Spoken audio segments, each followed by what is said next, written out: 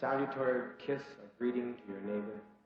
Let's fill this atmosphere with warmth. Antes de comenzar, recomiendo discreción a quienes nos escuchan. Este episodio incluye comentarios sobre violación, agresión, maltrato, suicidio y asesinato que algunas personas pueden encontrar ofensivas o inquietantes. Por favor, tenga precaución con personas menores de 13 años.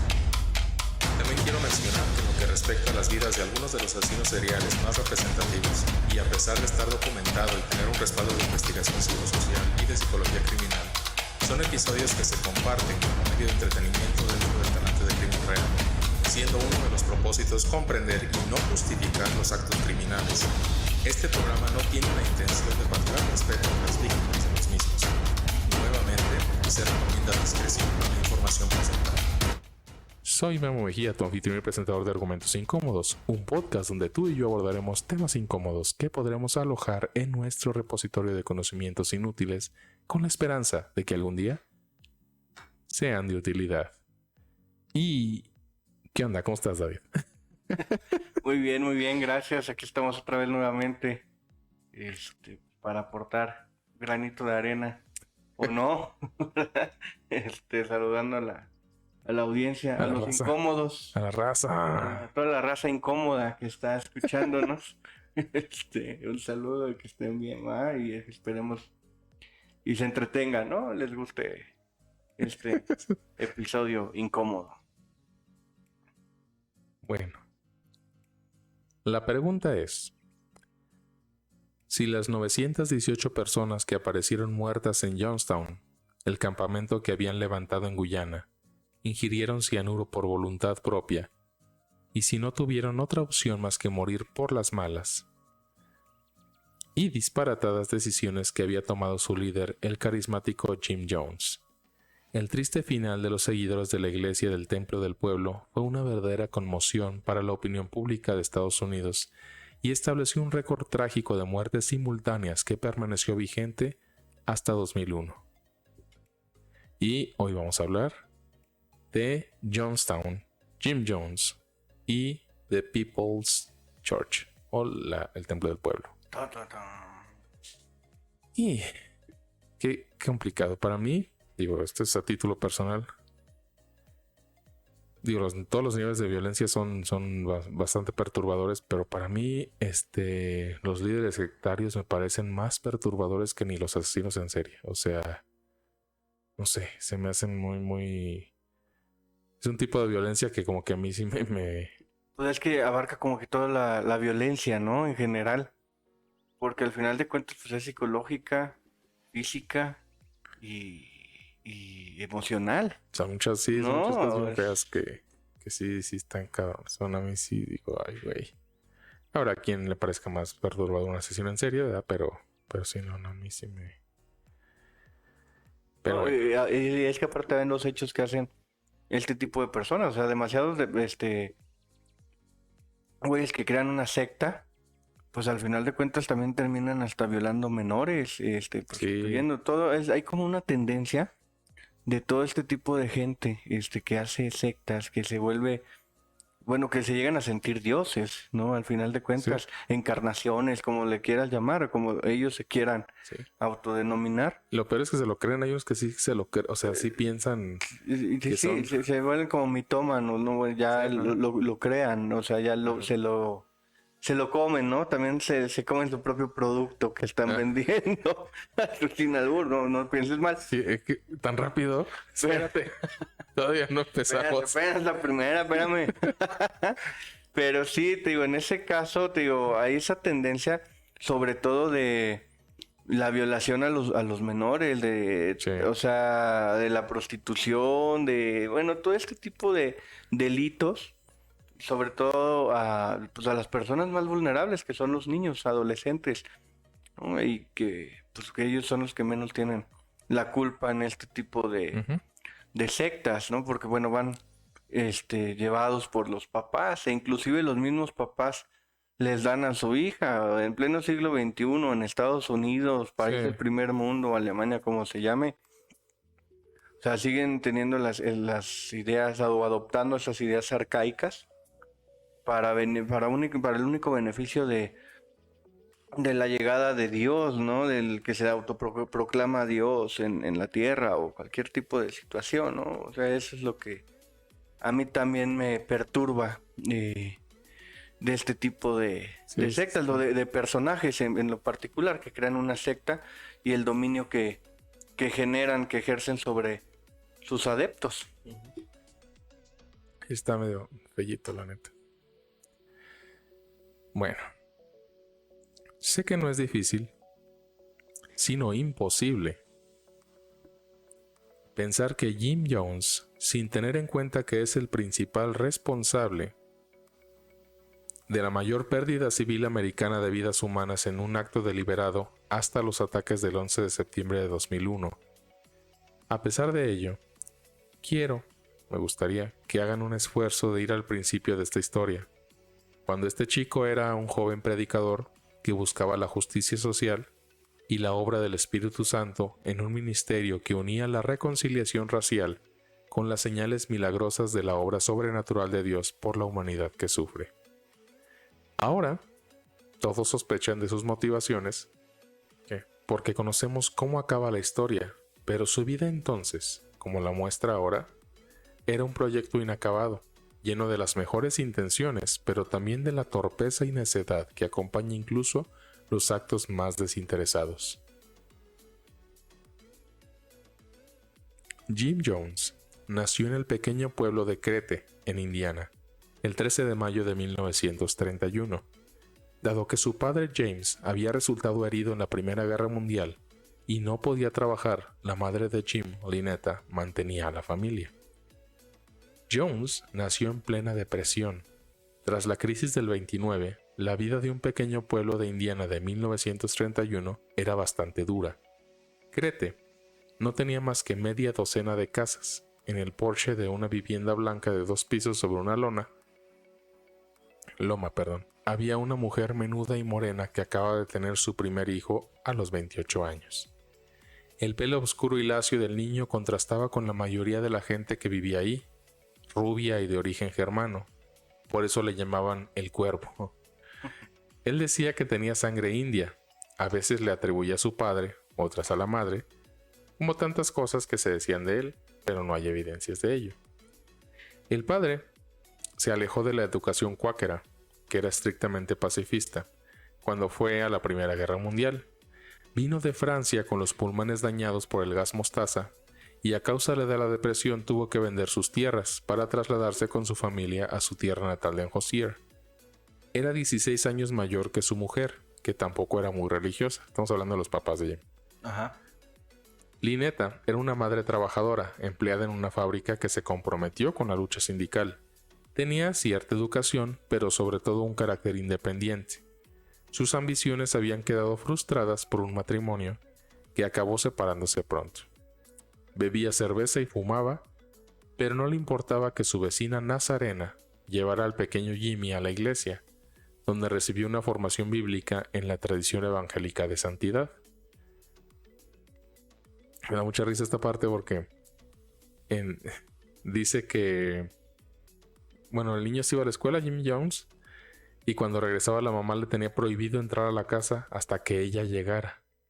O sea, al contrario, como que otra mamá diría, no, pues entra a la casa, ¿no? Ajá. Entonces el güey llegaba y pues no podía entrar a su casa, pues se la pasaba pendejeando en la calle. Y la vecina, que era Nazarena, le decía, oye, ven, mira, te voy a ofrecer un pie. Ven, no sé traigo qué. dulce aquí. Y y lo empezó como a meter a la religión nazarena. Ajá. Entonces él como que le gustó, o sea, como que dijo, cabrón, esto es otro Pues estaba recibiendo la atención de la vecina. Exactamente. La figura materna que a lo mejor no le daba su propia madre, ¿no? Uh-huh. Pues ni paterna, pues ni lo pelaban en realidad, nadie. Uh-huh. Era un niño solitario que amaba a los animales, pero no tenía más compañía que la señora Kennedy, que era su única vecina.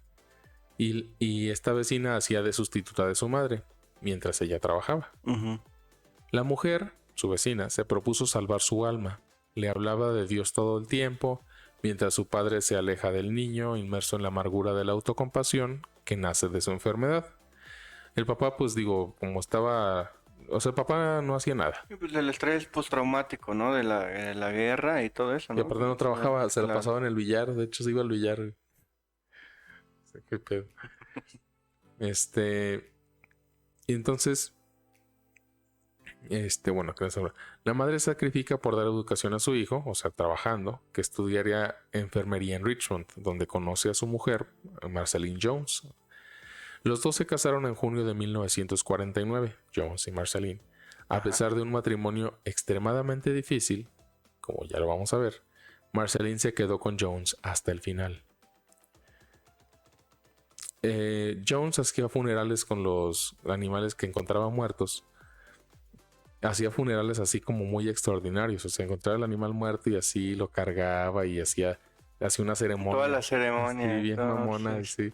Y todos los niños pues le seguían el pedo. O sea, no había nada que hacer. 1940, pues así. Los vecinos... Sí, pues los niños jugaban al funeral, ¿no? Por así decirlo, entonces, en ese sentido. Exactamente. Los vecinos consideraban a la familia pues un poquito rara. Ay, en serio.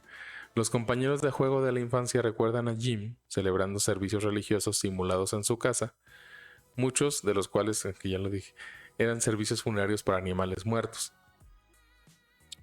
Desde muy pequeño asistió a la iglesia evangélica pentecostal, donde quedó enamorado de la música gospel y el ritmo de los negros, y la potencia en la voz de los pastores y predicadores. Y ahí Jones desarrolló esa como sensibilidad por los marginados. Es como la iglesia que salen en las películas, ¿no? Sí, sí. Así, ¿no? Sí. Ajá. Sí. Está chido, güey, Sí, la neta. Sí, la verdad, sí prende. Sí, no, va a sacar...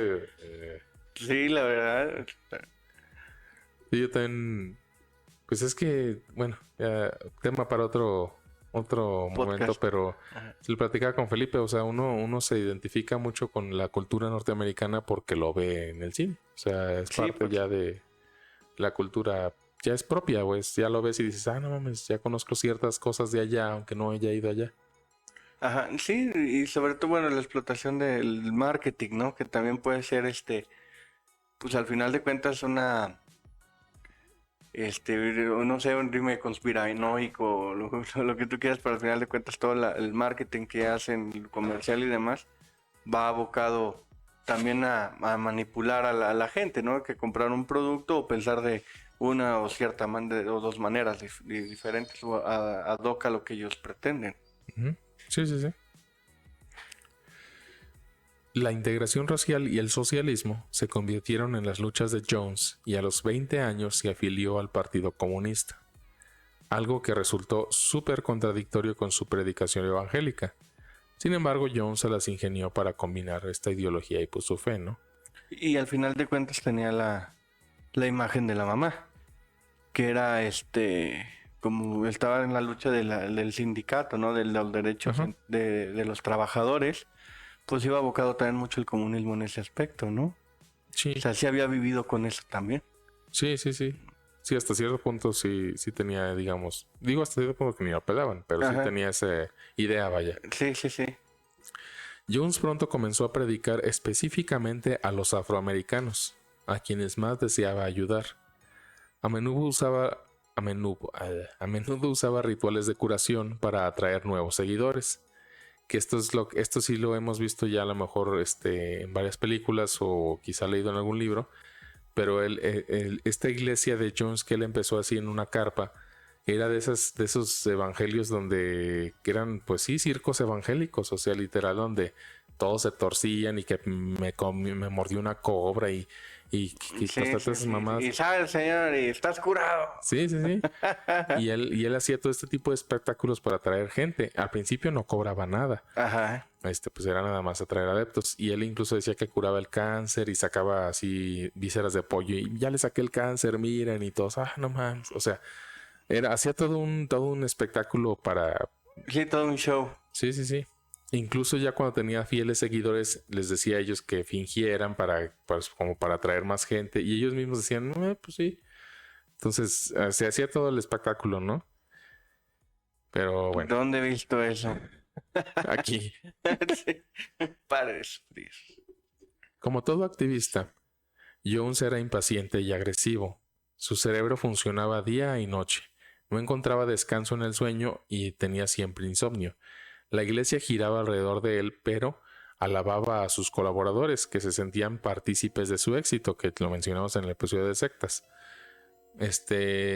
Su conciencia del problema racial hacía que diera un papel cada vez más visible al predicador afroamericano que tenía, Archie James, que era conocido por su espiritualidad y su sensibilidad. Eran 4 pastores, pero ya esto era como para contrarrestar su inseguridad al principio. Jones había edificado un culto en torno a su personalidad que a principios de los 60 se vuelve cada vez más paranoico y más atormentado.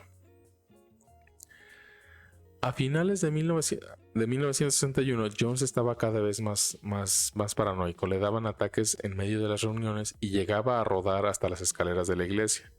Se desvanecía a veces incluso sentado mirando la televisión. Entonces lo que hacía Marceline Jones, su esposa, era inyectarle vitamina B y recuperaba ya él la conciencia. Ella decía que era anemia, algún problema en el corazón o una antigua hepatitis. O epilepsia, ¿no? No, pues ¿cuál? O sea, el güey no se drogaba, no comía, o sea, no dormía. Pues andaba todo débil, ¿no? Uh-huh. Y él tenía un médico afroamericano que le ingresó a un hospital en una semana, o sea, que porque ya le faltaban nutrientes, ya tuvieron que meter suero para que se alivianara. Se estabilizara. En 2 años, Jones tuvo suficientes seguidores para comenzar su propia iglesia, pero antes de esto lo quiero mencionar porque me parece súper mamón. Vendía monos capuchinos importados como mascotas a personas de puerta en puerta a $29 cada uno. Y está ahí fotos. Jones sabía, o sea, neta iba de puerta en puerta con changuitos así de, oiga, quiero un changuito. No quiero un chango. Estaría chido, ¿no? Sí, güey. No, tener un changuito estaría chingón. Pero, no, es que pedo, yo no, o sea, yo cuando lo leí dije, ¿qué? Bueno, pues ahí para todos sale el sol, güey. Hay que buscar diferentes maneras de ingresos, güey. Pero lo que más me dije, o sea, están las El fotos. chango, ahí tengo un chango atrás. Las fotos con los changuillos, está ese güey así, yo, ¿qué pedo con eso? En 1954, como pastor asociado de la iglesia evangélica, entró en conflicto con sus superiores porque insistía en que los negros se sentaran en las primeras filas. Enseguida, y pues tuvo estos conflictos con ellos porque pues en esa época la raza negra pues era considerada inferior, o sea, estamos hablando de 1950.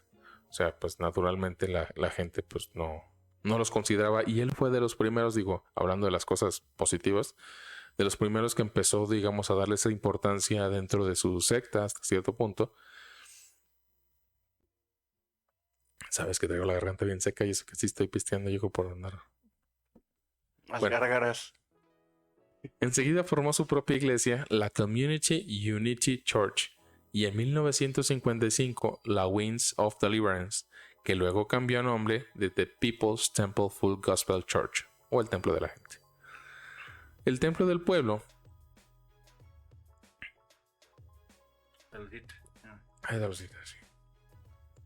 comenzó en Indianápolis, Indiana, como una iglesia integrada racialmente que se enfocaba en ayudar a las personas necesitadas. En un momento en el que la mayoría de las iglesias estaban segregadas, como ya lo mencionábamos, el Templo del Pueblo de Jones ofrecía una visión utópica muy diferente de lo que podía llegar a ser la sociedad. En su momento era utópico porque él metía negros, metía musulmanes. Era inclusivo. Sí, ajá. Esa es una de las cosas positivas que se le pueden atribuir hasta cierto punto a él, que empezó a ser muy inclusivo con la gente que era muy segregada. Jones era líder de la iglesia, era un hombre carismático que exigía lealtad y predicaba el sacrificio. Su visión era de naturaleza socialista. Creía que el capitalismo estadounidense causaba un equilibrio poco saludable en el mundo, donde los ricos tenían demasiado dinero y los pobres trabajaban duro para recibir muy poco. A través del Templo del Pueblo, Jones predicó el activismo. Aunque solo era una iglesia pequeña, el Templo del Pueblo estableció comedores populares y hogares para ancianos y enfermos mentales. También ayudó a las personas a encontrar trabajo. ¿Cuándo? A vender changos. Sí. Ahora usted váyase con estos los semáforos. Ahí le van los changuitos y si le enseña, mira, a hacer malabares, mire, sacamos más. Y es que cuando él empezó, o sea, digamos, por eso lo quería mencionar hasta cierto punto, digo, no estoy justificando ni nada, pero cuando él empezó, digamos, con su iglesia, sí ayudó a mucha gente. O sea, cuando él recién inició, digo, sí hacía sus espectáculos evangélicos y todo, pero sí empezó, pues a quitar a la gente segregada, a hacer comedores para pobres, pues varias cosas como que, pues sí le ayudaron hasta cierto punto, digo, hasta ya hoy que vemos la historia completa, ya cuando pasó lo del suicidio, sí dices, ¿cuál era la intención? No, pero en su momento sí ayudó a mucha gente. O sea, sí dices, bueno, pues a lo mejor la intención no era otra, pero pues al final los ayudó, ¿no? Porque pues igual y pues se fue trastornando, ¿no? Y a lo Ajá. mejor y pues estaba bien, iba bien y al final de cuentas hubo algún detonante, algo que ocurrió en la vida que pues ya le hizo perder las cabras, ¿no? O los changos. En 1959 tuvo un hijo, Stephen Gandhi Jones, pero después adoptó otros niños de diversas etnias y ascendencias para poder referirse a ellos como su familia arcoíris. A medida que el templo de los pueblos se hizo cada vez más exitoso, el escrutinio de Jones y sus prácticas también creció. Cuando estaba a punto de comenzar una investigación sobre sus rituales de curación, Jones decidió que era hora de moverse. A finales de 1964, Jim empezó a hacer viajes de reconocimiento a California, donde dos de sus colaboradores, Jack Pym y Ross Case, buscaban un lugar donde trasladar la comunidad. A principios del 65, Jim Jones decide ir ahí con su familia. Antes interroga a todos los miembros de la iglesia para corroborar o comprobar su lealtad y separar a aquellos que no estaban de acuerdo. Un domingo, anunció que había llegado el momento. Abrazó a sus fieles y repitió la amenaza del peligro nuclear, que fechaba ya en día y año el 15 de julio de 1967. Sus seguidores lo creían, tan fielmente que Case había subastado y regalado todas sus propiedades, dejando su empleo para marcharse en el aeroplano que habían alquilado. Hasta 140 familias se trasladaron con ellos de Indiana a California. En 1966, Jones trasladó el templo del pueblo a Redwood Valley, en California, una pequeña ciudad al norte de Ukiah, en la parte norte del estado.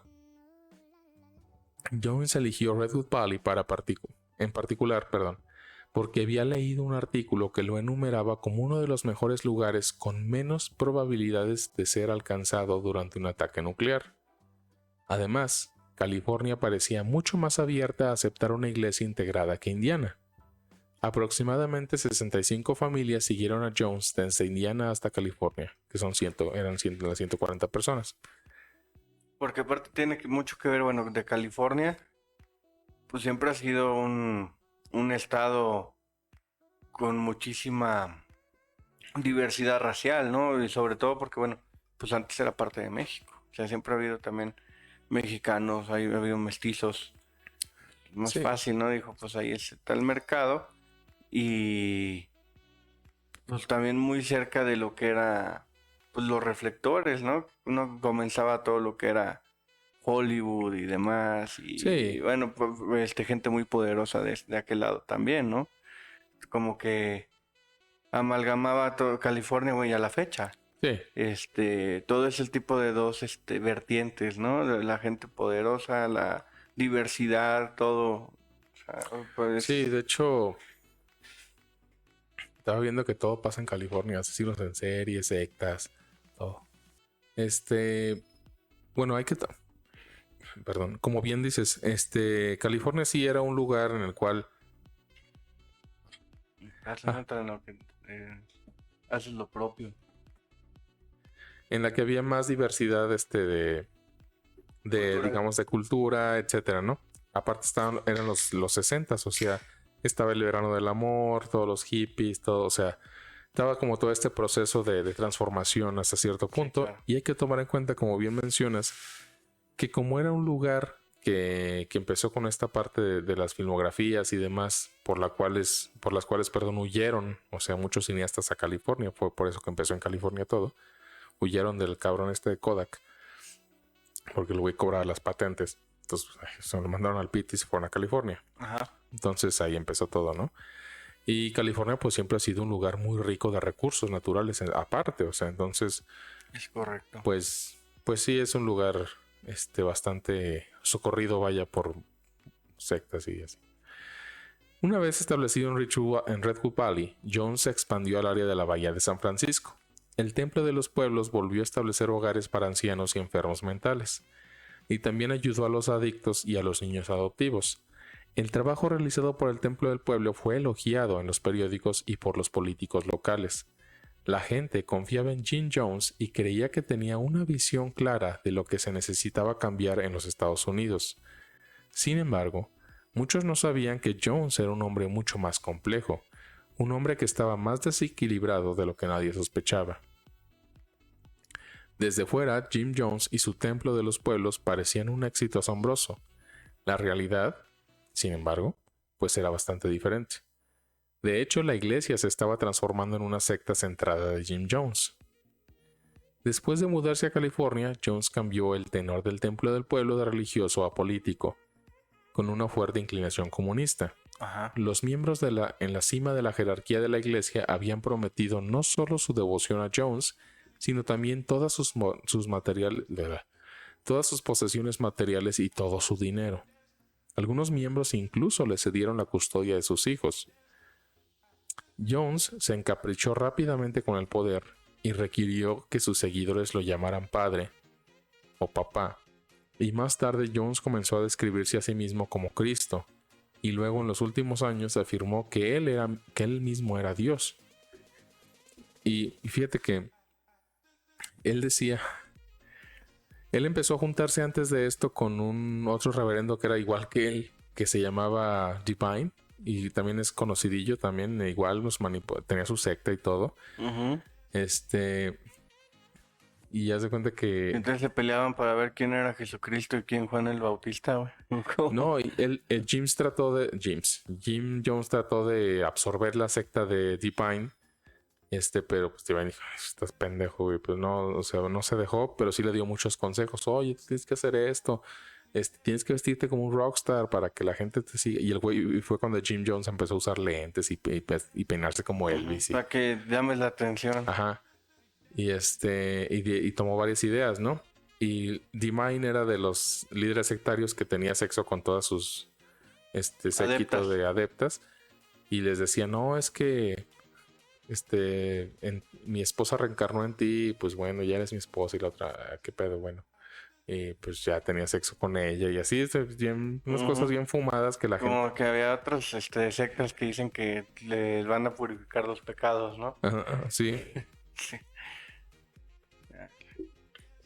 Pues Jim Jones trató de absorber esta secta y pues no, el líder no quiso. Después se murió el líder sectario y Jim Jones fue pues como a buscar a la esposa del líder actual y dijo: no, pues... Adivina qué, tú reencarnaste, mi esposa reencarnó en ti. No, le dice: y ahí está tu esposa. Tu esposo, la otra. Tu esposo reencarnó en mí, así le dijo. Entonces, pues, bueno. Tu esposo vive en mí. Sí. Y la otra así de: no, sí. Pero la otra no podía negarse porque, pues, sería decir que no a lo que, pues, estaba en la secta, ¿no? Y ella así, pues, bueno, ya que...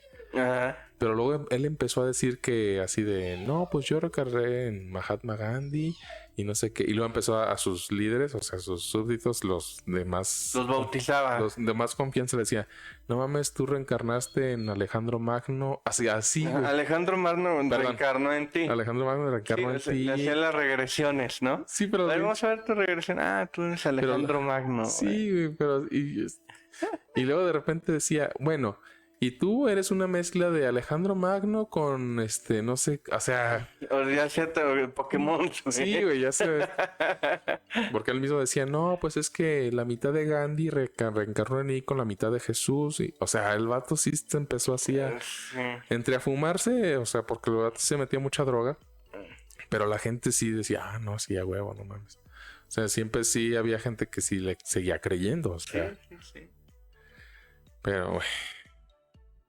A raíz del verano del amor, que son los 60 en San Francisco,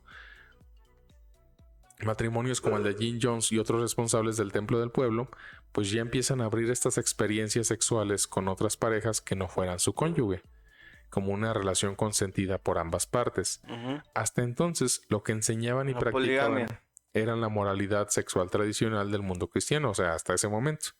Pero ya que estaban en California y estaba toda esta liberación sexual, bla, bla, bla, pues y Jim Jones, la verdad, él era bisexual. Entonces él pues, empezó así como que a decir, pues sí, ¿no? Entonces su esposa tenía un problema de espalda, entonces no podía tener muchas veces sexo con él o mucho tiempo, o sea, o seguido, pues. Ujú. Entonces él le dijo, oye, pues yo la neta sí quiero seguir teniendo porque me ayuda para estar bien, para el templo y la mamá y la esposa, Ajá. no, pues bueno. Entonces él empezó a pues, tener con sus adeptas, varias parejas. pero no les decía, o sea, no las trataba como un harem, sino que le decía a una, tú eres la única y Dios te eligió para que seas mi pareja y no sé qué. Y ya, pues tenía sexo con ella y luego a otra le decía, no, es que tú eres la única y así. Ajá. Así empezó. Entonces, cuando las hermanas de la esposa de Jim, Marceline, fueron a visitarle en 1968, pues descubrieron que Jones había introducido cambios en su mensaje de amor. O sea, ya no era como lo cristiano que él estaba proclamando, sino ya era una cuestión ya como de sexo libre y etcétera, ¿no? Ajá. Y ahora predicaba... Ya pues, era una película porno, güey, ahí, güey. entonces ahora decía que si estabas en la monogamia, pues eras un egoísta, porque querías tener una relación exclusiva. Tenías que compartir tu amor. El famoso poliamor que le Ajá. llaman ahora. No, pero nada más con él. O sea, pues Pues nada, pendejo el muchacho. el pastor del templo del pueblo hablaba ya de una edificante y unificadora experiencia del amor libre con él, obviamente. Entonces había incluso historias que dicen, que relatan gente en entrevistas, porque eso las puedes ver en YouTube, que llegaba un güey con su esposa y el güey decía, no, pues tu esposa pues fue elegida por Dios para ser mi pareja. Y el güey así, bofo. Y, bueno, o sea, pues... O sea, así, bien cabrón. No, está cabrón, güey. Y aparte, los hombres, por ejemplo, porque también digo que era bisexual, si le decía a un güey, no, pues tú fuiste elegido por Dios para ser mi pareja esta noche. Y el güey así, yo, así como, porque no sabían primero que él era bisexual. Ajá. ¿Qué? Entonces se tenían que hacer un lavado intestinal porque pues no quería mancharse, aparte. Entonces, entonces así, pues varias cosillas, ¿no? Que pasaban ahí ya, pues ya muy diferentes, vaya, dentro de la secta, porque De aparte... cómo había iniciado, o sea, de sus inicios, ya se fue transversando, ¿no? Ya modificando, ya pues, en base igual ya el trastorno psicológico de este hombre, ¿no? Ya tantas drogas, tanto todo, yo creo que... Sí, digo, más aparte, digo, tomamos en cuenta que ya él tenía algún trastorno desde antes y pues ahí fue explotándolo, ¿no? ¿Y como qué trastorno tendría el bueno según tú? A ver, échate un tiro al aire. Pues mira, aquí hay... No creo que tuviera nada más uno.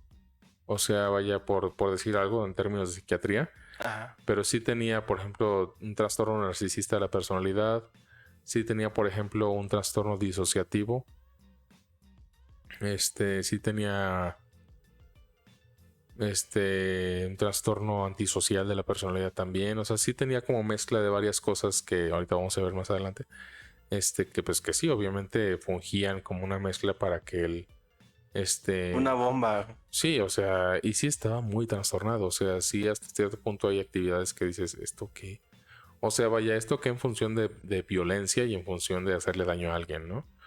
O- Se convirtió ahora ya en el Marqués de Sade, güey, de los años 40, entonces... no, yo creo que el Marqués no está tan culero. O sea, pero bueno. Entonces, de que se trasladaron a California, los Jones, o sea, su esposa y él, tenían dormitorios separados con un cuarto de baño entre las dos habitaciones. Ujú. Como era muy común antes. Ujú. Bueno, en el caso de él era pues porque él quería estar acá. Ah, no, claro, no, yo digo del baño. Sí, sí, sí. Antes era muy común que los baños estuvieran afuera de las habitaciones o Ajá. en medio de todas. La floreciente iglesia lo mantenía muy ocupado a él de día y de noche y solo estaba en la comida, pero durante la comida solía recibir continuas llamadas telefónicas. Entonces la familia modelo arcoíris, o sea, pues ellos vivían pues en realidad como continuos celos, rivalidades entre los hijos, porque recordemos que eran adoptados. Nada más tenía él uno que era biológico. El que se apellidaba Gandhi, ¿va? Le puso Gandhi también. El centro de las disputas solía ser Stefan, o sea, su hijo natural, y era porque él era el único hijo de raza blanca. Él quería mucho a su mamá, que Jones la mantenía aislada en su cama, no la dejaba hablar con su hermana y la sugería que tenía no solo un problema físico, que decíamos de la espalda, sino que también tenía un problema mental. Al decirle esto, pues él sabía que enseguida intervendrían sus padres en el asunto, o sea, sus suegros. Pero él se adelantó y reconoció a su suegra que tenía una relación con la profesora de francés. O sea, había una profesora de francés ahí y él pues la tenía de amante. Ajá. Ellos decidieron ir inmediatamente, o sea, los suegros, a visitarlos a California de ¿qué onda? ¿Qué pasó? Para ver aquí? cómo estaba su hija. Y la sorpresa de los suegros vino cuando Marceline, su hija, dijo que aceptaba esa relación que Jim tenía con esa profesora de francés. Ajá. Y la verdad es que Marceline al principio pues sí quería divorciarse porque pues realmente no era algo como que lo que decíamos en el programa de sectas, pues como que esto no se siente bien. Sí, como que esto no, sí, lo que decías, exactamente. Mientras digas esto no está bien, eso significa que casi que no está bien. Ajá. Pero él se quería quedar con los hijos, o sea, de los de Marceline, o sea, el natural y los adoptados, y los convenció de que su madre estaba tan trastornada que quería suicidarse. Aunque era Caroline, la profesora de francés, quien amenazaba hacerlo. Marceline quería a Jim, su esposa, a ver si nos confundimos con los nombres, pero quería más a sus hijos. Un día, su esposa Marceline quiso escaparse con ellos, pero Jim Jones se adelantó de nuevo y advirtió a los hijos sobre el supuesto peligro que tenían si se iban con ella. Entonces fue cuando Marceline se dio cuenta de que no podía hacer nada y creyó que el divorcio pues no era la solución, no podía cambiar nada en Jim, pero él podía destruirle emocionalmente. Y él tenía la capacidad de destruirle su vida, quitándole a sus hijos. Ajá. Entonces ella lo perdonó y aceptó pues las relaciones que él tenía con una y con otra. Y así pues tenían como un matrimonio abierto, pues nada más en beneficio de él, porque pues ella no. Sí, claro. Pues, no podía.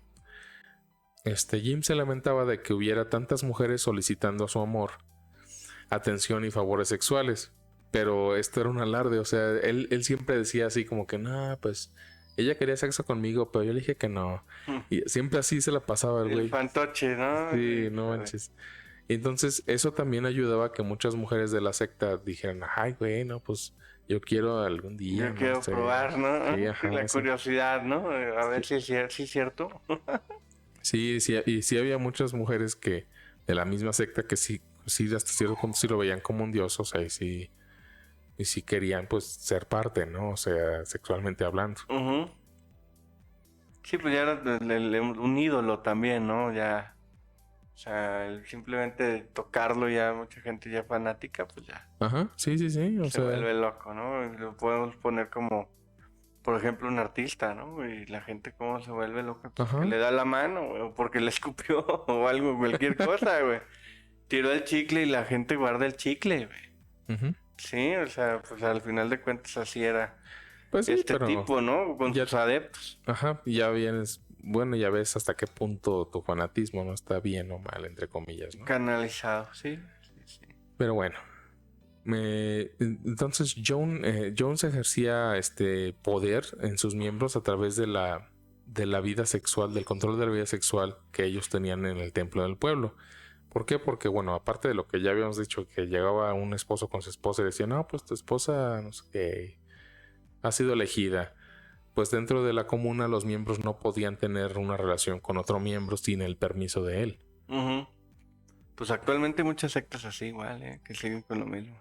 Entonces, decían, no, pues, no sé, a mí me gusta esta chava, no, pues yo sí lo apruebo o no lo apruebo.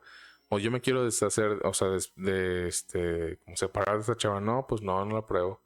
O O sea, así De era. modo te quedas. Y no los dejaba, no les Ejercer el libre desarrollo de su personalidad. Ajá, ni sexual, porque decían, Ajá. no, oye, Sí, pues Por- se abarca todo. si querían tener relaciones era de, oye, vamos a tener relaciones. Bueno, sí, sí pueden. O sea, qué pedo. ¿Podemos tener relaciones hoy? No. Diablos. Por favor. Y a los que eran homosexuales, les permitía estar en la secta, pero no los dejaba tener relaciones adentro o sea, como de la El comuna. templo. Ajá. Ok. O sea, podían ser homosexuales, pero sin tener relaciones sexuales. Y yo, órale. Bueno, saliéndose de la comuna, ¿no? Ya Es que ya no sé, ya no pueden salir. ya O no sea, sé. ya están privados de la libertad. Todavía no.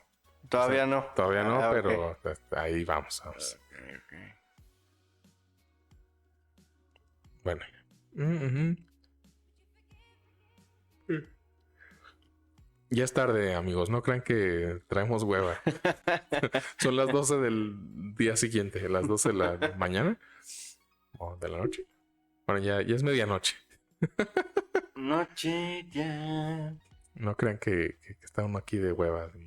Y el martes. Y el martes, para que lo puedan ver el próximo lunes. Porque, bueno. El templo del pueblo sabía cómo cortejar a los políticos y funcionarios públicos. No solo escribían cartas alabándolos según su tendencia, sino que adjuntaban pequeños obsequios como dulces y demás.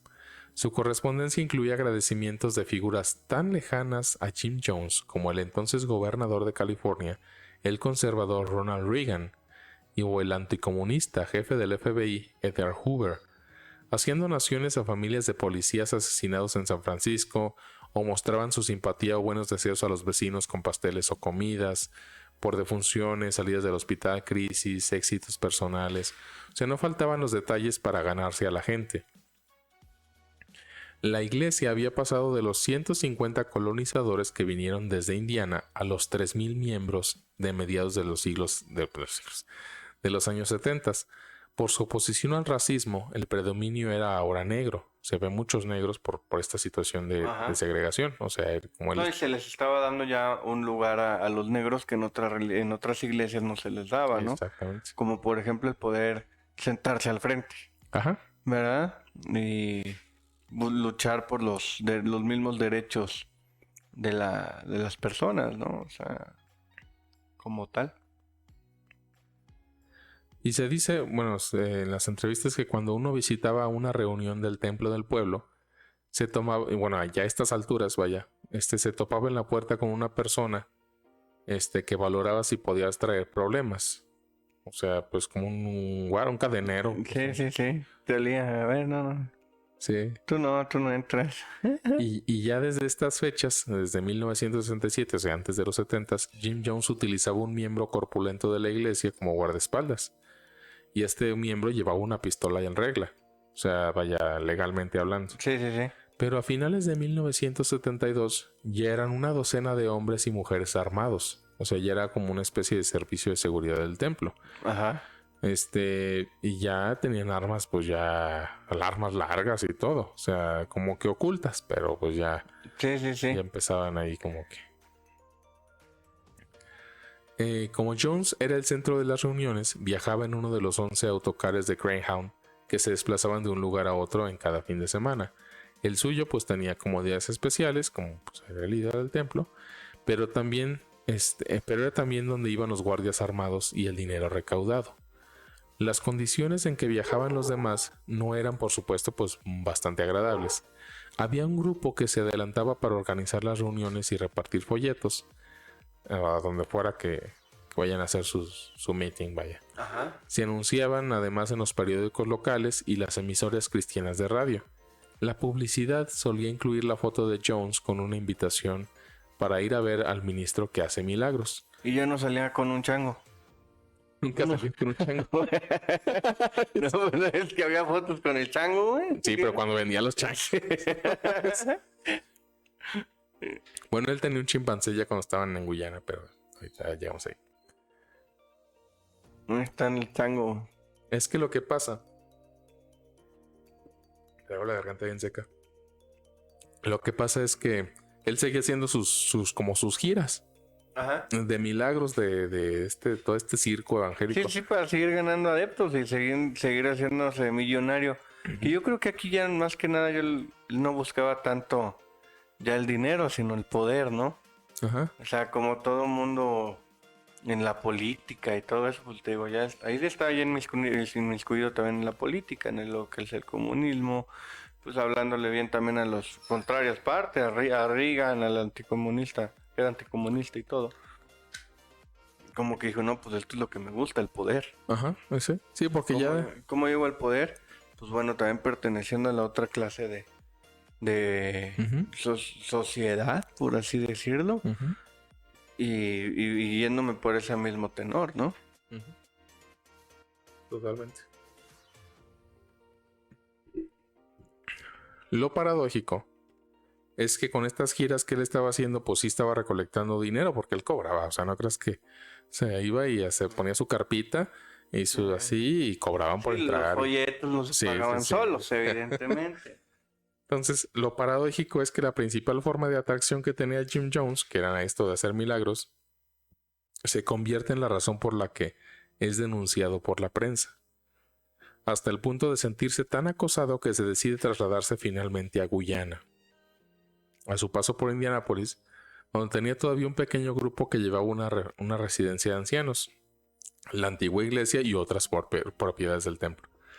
Un periodista del diario local escribe en otoño de 1971 un reportaje sobre la iglesia abarrotada para asistir a las sanidades del autoproclamado profeta de Dios. Jones ahorita ya no estaba tan preocupado por los ataques nucleares. Pronto creyó que todo el gobierno, especialmente la CIA y el FBI, lo perseguía, en parte para escapar de esta supuesta amenaza gubernamental y para escapar de un artículo revelador que estaba a punto de ser publicado. Jones decidió trasladar el templo del pueblo a Guyana, en Sudamérica. Ujú. Ahora, Que Guyana yo creo en ese tiempo no tenía la extradición, pues en ese tiempo no. ¿verdad? O sea, no, ser uno de los países en donde No, un puede pueblillo, no puede ser extraditado como las islas Caimán, ¿no? Y todo eso. no, pero Guyana era un pueblito así, o sea, era un país tan chiquito, era pura jungla y estaba pegado a Venezuela y estaba bien gachillo, o sea, Ujú. se acaba de liberar de Ah, claro, sí, de Gran Bretaña y ahora era la Guyana francesa, pero Ajá, sí, estaba sí, bien sí, pillillo el lugar, o sea, tienes razón. entonces aquí antes de elegir Guyana como para irse, ya había mandado un avanzado, o sea, ya había ido él y ya habían visto, Un emisario. Sí, ya habían hecho preparado todo el show, todo para que llegara con bombos y tambores y demás y todo, ¿no? y él tenía el plan de irse a Guyana con su gente, en un plazo como de 5 años, o como de poquitos en poquitos y así. Ujú. Y los que vayan llegando, pues cultivar la tierra, hacer como Sí, una... para que él llegara ya todo y estuviera su palacio, ¿no? Haz de cuenta, ya todo ya bien hecho, ya, Ajá. vámonos. Y de hecho, digo, pero pues quería hacer su cosa comunista ahí, o sea, vivir en una comuna donde labraban su propia tierra y la chingada. Sí, su propio mini país, ¿no? Ajá. Pero, por ejemplo, ahorita que estábamos todavía, antes de que fuera a Guyana en Estados Unidos, que mencionas que iba a salir la nota, ¿no? De Ujú. periodística. ¿En ese entonces ya estaban privados de la libertad los adeptos o todavía no? No, todavía no. Aún no. No, O aún sea, no, pero ya estaban como con condicionados. ciertas, restricciones. O sea, ya, mira, de entrada de Indianápolis, donde estaban, que se fueron a California, pues ya ahí los alejó de sus familias y demás. O sea, Sí. ya de entrada, pues ya es complicado. Sin embargo, ahí mismo en California, pues sí podían irse, pero pues en California a lo mejor no conocían a nadie. O sí les daba así como que advertencias o castigos o demás. O sea, no les impedía irse, pero pues ya había ciertas restricciones, ¿no? Como de Ajá. libertades, como dices. Entonces, bueno, ya habían como preparado el terreno y todo. Ya había mandado gente a que esté allá en Guyana y todo. O sea, ya había hecho muchos preparativos incluso con el gobierno. Entonces, pues bueno, ya, y les dijo a los que estaban ahí en la Guyana que pues pues bueno, empiezan ellos a trabajar la tierra, la chingada. Pero resulta que no se podía trabajar la tierra ahí. O sea, era una tierra bien infértil. Estaba rodeado de pura jungla que era casi impenetrable. O sea, estaba bien culero el lugar. Pero él les dijo a los como de más confianza: oigan, compren frutas en el mercado, me las mandan, me mandan fotos o no sé, y yo acá les digo: no, miren, esta es la primera cosecha que salió, no mamen, para que quieran irse para allá. Sí, sí, sí. Y todos: no, pues sí, a huevo. Entonces empezó a convencer a la gente para irse casi que de un día para otro, porque iban a sacar un artículo pues de esos fraudes y todo el pedo. Entonces dijo: pues vámonos a la chingada. Entonces es cuando dice, y cito: emprenderemos calladamente nuestro viaje por el desierto y dejaremos la América del faraón. Tarareando nuestras canciones, cruzaremos la frontera a una tierra donde cultivar nuestra comida, que no haya más racismo, división y opresión de clase. La tierra prometida. Moisés. Algunos piensan que Jones quiso trasladar el templo al Caribe por el acoso de la prensa. Y sin duda, pues decíamos, fue una razón. Pero hubo otra más importante que le afectó aún más todavía, que fue aún lo del artículo: la deserción de miembros importantes de su templo. Te decían, no estaban todavía coartados de la libertad, pero ya había ciertas restricciones. Entonces Jones, y que de hecho incluso a partir de aquí fue cuando, pues vámonos allá, y allá los de tener prisioneros, literal. Ajá. Jones vio que había perdido control de sus seguidores y las influencias externas eran perniciosas. Desarrolló este plan de acción inmediata que suponía volar a Canadá para establecerse en el Caribe, y la comisión de planificación, es decir, sus adeptos más allegados, lo presentó a todos los miembros del templo como que buscaban, o sea, como que todavía estaban ahí buscando a dónde irse, ¿no? Aunque ya habían decidido desde antes que iba a ser la Guyana. Ajá. Pero esta idea era como para dar la impresión de una decisión colectiva. Sí, para que no se filtrara, ¿no? También, por otro lado. Sí, sí, O sea, sí. pues se lo digo a los más allegados. Vamos para allá, pero a los demás no le digas a dónde ni cuándo, ¿no? Así es, pero esto lo vamos a ver en el próximo episodio. Y gracias por escuchar Argumentos Incómodos. Si disfrutaron este episodio, denle seguir, denle like, denle pulgar arriba en Spotify, Anchor, Google Podcast, Apple Podcast, y denle sus comentarios ahí, sus likes en YouTube. Suscríbanse y pueden escribirnos a argumentosincómodospodcast@gmail.com, y recuerden, conocimientos inútiles no son más que herramientas que aún no hemos aprendido a utilizar.